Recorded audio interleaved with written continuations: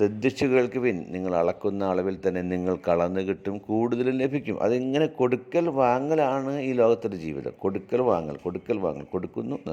ആദ്യം കൊടുത്തു തുടങ്ങണം. അല്ലാണ്ട് ആദ്യം വാങ്ങിയിട്ട് കൊടുക്കുക, അത് പറ്റില്ല. അത് വാങ്ങിയിട്ട് കൊടുക്കലല്ല ജീവിതത്തിൻ്റെ രഹസ്യം. അതിൽ യാതൊരു രഹസ്യമില്ല. എല്ലാവരും ചെയ്യുന്ന കാര്യമാണ്. വാങ്ങിയിട്ട് കൊടുക്കുന്നു. വാങ്ങിയിട്ടും കൊടുക്കാത്തവരുണ്ട്, അത് വേറെ കാര്യം. എന്തോരം കിട്ടിയാലും കൊടുക്കാത്തവരുണ്ട്. അതല്ല പറയണത് ഇവിടെ. നമ്മൾ കൊടുക്കുക, ഉള്ളത് വെച്ച് നമ്മളോട് തുടങ്ങുക. ഇതൊരു സർക്കിളാണ്. ഇതൊരു കൺവെയർ ബെൽറ്റിൽ കൂടി പോകുന്ന ഒരു തരം എന്താ പറയുക, ഒരു തരം പ്രൊഡക്ഷനാണത്. പ്രൊഡക്ഷൻ്റെ ഒരു ടെക്നിക്കാണത്. കൊടുത്തു തുടങ്ങുക. ആ ചക്ര അങ്ങോട്ട് കറക്കി നിങ്ങൾ ഇങ്ങനെ വിടുക. കൊടുക്കുമ്പോൾ ചക്ര തിരിഞ്ഞു വരും, നമ്മുടെ അടുത്തേക്ക് തിരിഞ്ഞു വരും. ചക്ര അങ്ങനെയാണല്ലോ. ചക്ര അങ്ങോട്ട് പോകുന്ന അതേ പകുതി എത്തുമ്പോഴേക്കും അത് തിരിച്ച് ഇങ്ങോട്ട് തന്നെ വരും. That is A natural law. പ്രകൃതി ഒരുക്കിയിരിക്കുന്ന ഒരു ടെക്നിക്കാണത്. ചക്രമാണ് ലോകത്തിൻ്റെ ഏറ്റവും പ്രധാനം.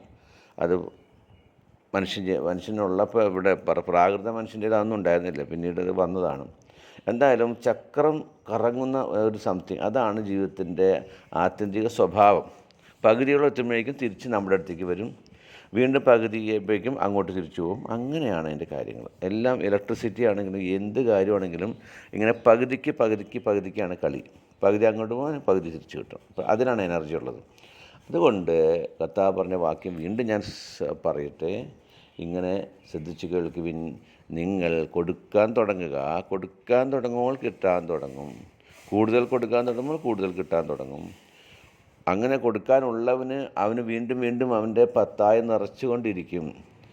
ആ പത്തായത്തിൽ കൊടുക്കാൻ തീരുമാനിക്കാതെ അത് അവിടെ തന്നെ സൂക്ഷിച്ച് വയ്ക്കുന്നവന് ആ പത്തായത്തിലുള്ളത് കൂടി നഷ്ടപ്പെടും. പൂപ്പൽ പിടിച്ച് അത് വെറുതെ പന്നികൾക്ക് ഇട്ട് കൊടുക്കേണ്ടി വരും ആ സമ്പത്ത്. അതാണ് കാര്യം പറയണത്. അപ്പം അതുകൊണ്ട് ഉള്ളവന് നൽകപ്പെടും.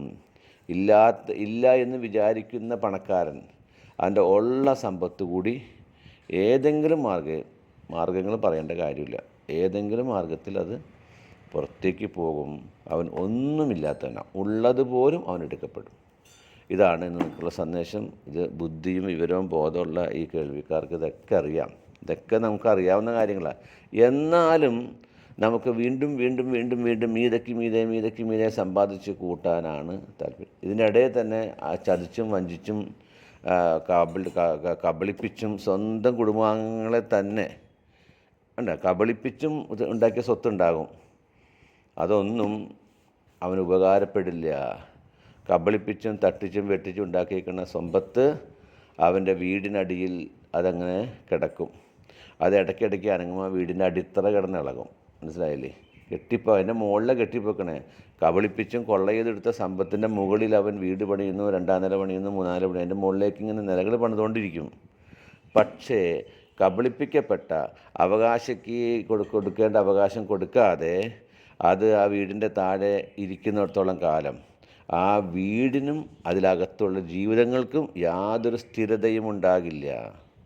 അതെന്നെങ്കിലും താഴത്തേക്ക് വരും. ബാബേൽ ഗോപുരം പോലെ അതെന്നെങ്കിലും നിലം പതിക്കും ഉറപ്പായിട്ടും. അതുകൊണ്ട് അവകാശികൾക്ക് അവകാശം കൊടുത്തും നീതിയോടെ ജീവിച്ചും അല്ലെങ്കിൽ ദാനം ചെയ്തും കുറേശ്ശെ പഠിക്കണം. അത് പരിശീലനം കിട്ടണം നിങ്ങൾക്ക്. പതുക്കെ കൊടുത്ത് പഠിക്കുക. അവകാശങ്ങളെ ഒരു നയാ പൈസ പോലും കയ്യിൽ വെക്കല്ലേ. അത് അവിടെ ഇരുന്ന് പൊള്ളും, അതുപോലെ കത്തും. അത് നമ്മളും കൂടി കത്തി ചാമ്പലാവും. അവകാശങ്ങൾ കൊടുക്കണം. അത് കൊടുത്ത് ഒരു നയാ പൈസയുടെ പോലും മറ്റുള്ളവൻ്റെ അവകാശം നമ്മുടെ കയ്യിലില്ല എന്ന് നമ്മൾ ഉറപ്പ് വരുത്തണം. അങ്ങനെ കുറച്ച് കൂടുതലും കൊടുക്കുക. ഇനിയിപ്പോൾ എന്തെങ്കിലും അറിയാതെ അങ്ങനെ മറന്നു പോകാതിരിക്കാൻ വേണ്ടി കുറച്ച് കൂടുതൽ കൊടുത്തേക്കുക. നമ്മുടെ കയ്യിൽ നിന്ന് പോകണം അത്.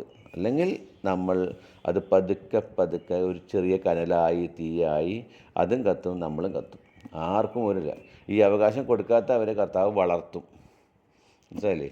ഒരവകാശം കിട്ടാത്ത ആ ഒരു കുഞ്ഞിനെ കർത്താവ് വളർത്തും. ഈ അവകാശം കയ്യിൽ വെച്ചുകൊണ്ടിരിക്കുന്നവന് അവൻ അഗ്നിക്ക് ചാമ്പലാവും, അഗ്നിചാരമായിപ്പോവും. ഇതാണ് കാര്യം. ഇതൊക്കെ എത്രയോ വട്ടം കർത്താവിൻ്റെ സന്ദേശം ഉള്ളതാണ്.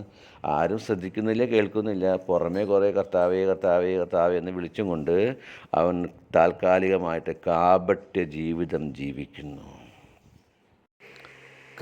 കർത്താവിൻ സന്തോഷം അവനൻ ബലം, പാരിതിൽ പാർക്കും നാൾ അവനൻ ബലം.